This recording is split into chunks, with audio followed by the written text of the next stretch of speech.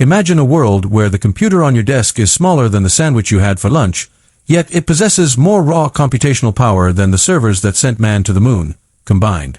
For decades, we've been told that if you want pro power, you need a pro tower. Big fans, heavy cables, and a footprint that eats your entire desk. But right now, in 2026, Apple is about to take that old rulebook and throw it into a shredder. We are standing on the precipice of the M5 era.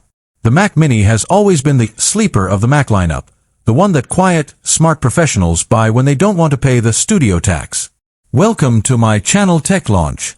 Subscribe my channel and click on the bell icon for the new tech updates. But with the Mac Mini M5, the gap between the Mini and the Studio isn't just closing, it's disappearing. In this video, we are going to explore why the Mac Mini M5 is the most dangerous computer Apple has ever built. Dangerous for its competition, and even dangerous for Apple's own higher-end machines. We aren't just talking about a faster processor. We are talking about the Fusion architecture breakthrough. We are talking about 14.5 gigabytes per second storage speeds that make the M1 look like a floppy disk. We're talking about a machine that can run a localized version of a large language model with 70 billion parameters right on your desk, with zero cloud lag and 100% privacy.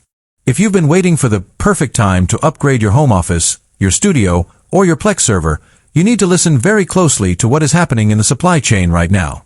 To understand where we are going with the M5, we have to look at the massive redesign that just happened with the M4.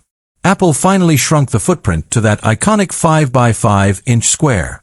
It was the first redesign in 14 years.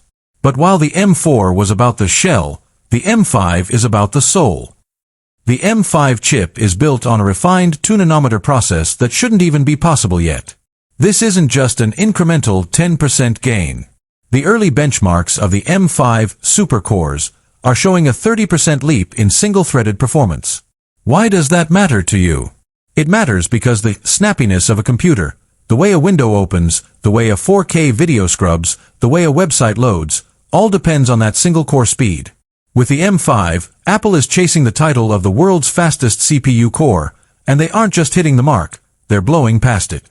But let's talk about the real hero of the 2026 Mac Mini, the GPU.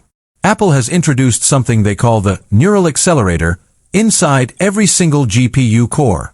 In the past, the neural engine handled AI, and the GPU handled graphics. Now they are fused.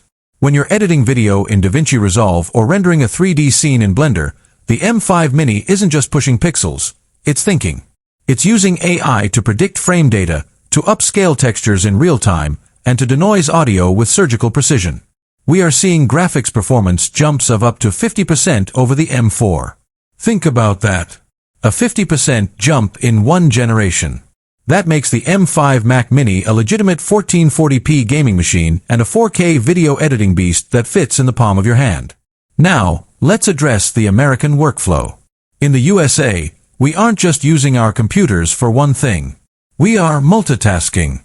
We have 30 Chrome tabs open, a Zoom call running, a screen recording happening, and Slack pinging every 2 seconds. The M5 Mac Mini